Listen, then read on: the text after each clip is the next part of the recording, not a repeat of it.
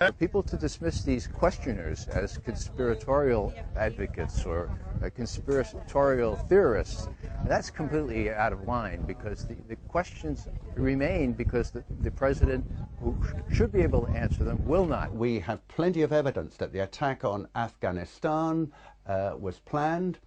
Because after the negotiations with the Taliban broke down in the United States, I think they went to Houston in Texas in about July, and there were later discussions at about this time in Berlin, where US officials made absolutely clear to the Taliban representatives in this famous phrase, either we will provide you with a carpet of gold, in other words, if you supply a pipeline across Afghanistan, you ensure the security of the country, you guard that pipeline, then we can do a deal with you, otherwise we will bury you in a carpet of bombs.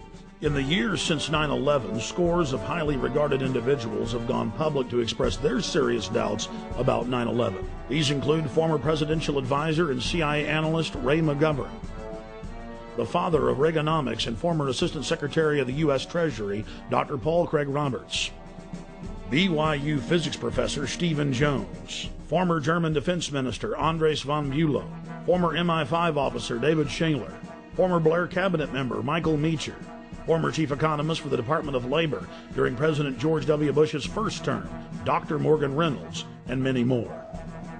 Out of the countless prominent personalities questioning the official 9/11 fable, Gore Vidal, award-winning author and historian, has raised some of the most important points. You spoke about some of your questions concerning 9/11 and how your father had helped write some of the rules for Intercept. Can you speak to your questions concerning 9/11, please?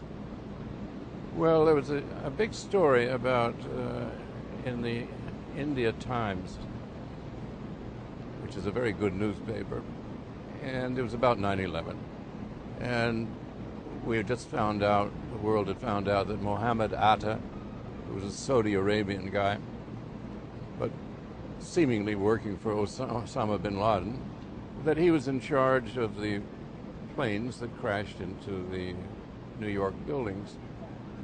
Well, the story is really more complicated. What struck me immediately, my father was director of air commerce under Franklin Roosevelt.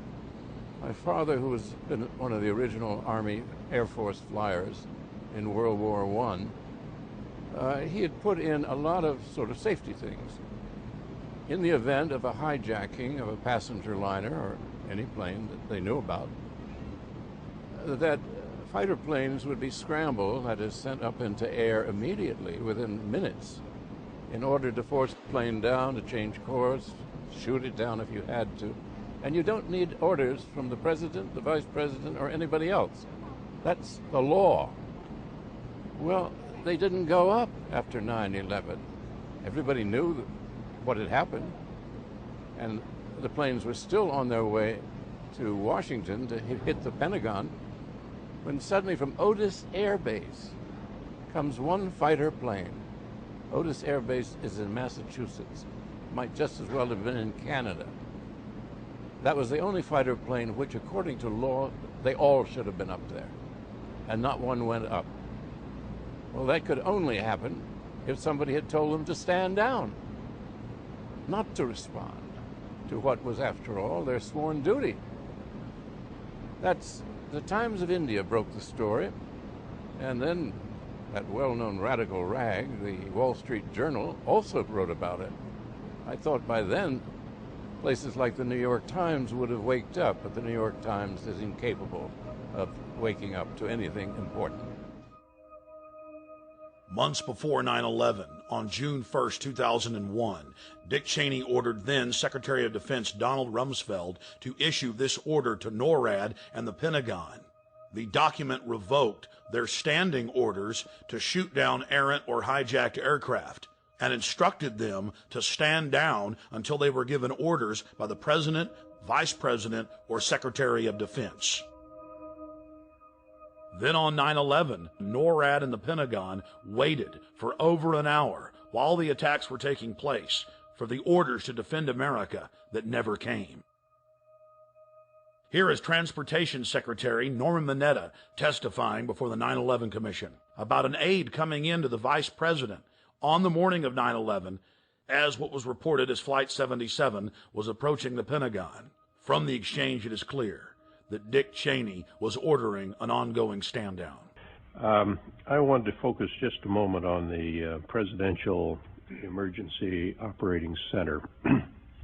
You were there for a good part of the day. I think you were there with the Vice President. And we had that order given, I think it was by the President, that authorized the shooting down of commercial aircraft that were suspected to be controlled by terrorists. Were you there when that order was given? No, I was not. I was made aware of it during the time that the airplane coming in to the Pentagon. There was a young man who would come in and say to the Vice President, the plane is 50 miles out. The plane is 30 miles out. And when it got down to the plane is 10 miles out, the young man also said to the Vice President, do the orders still stand? And the Vice President turned and whipped his neck around and said, of course the orders still stand. Have you heard anything to the contrary? Well, at the time I didn't know what all that meant. And the flight you're referring to is the flight that came into the Pentagon. Vice President Dick Cheney had bound the hands of the military behind their backs, and he was refusing to cut them.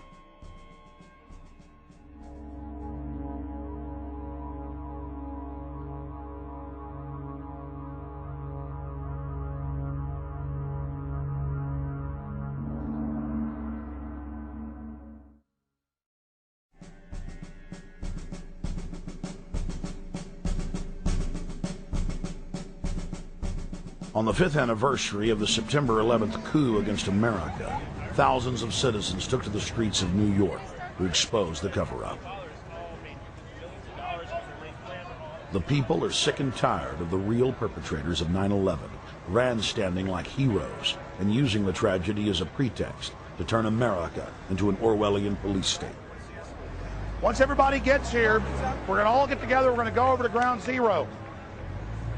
We're here to get the information out. We're here to talk to the media. We're here to make sure that the official story continues to collapse. We're here to expose the terrorists, the people that really carried out 9/11, the criminals inside the military-industrial complex.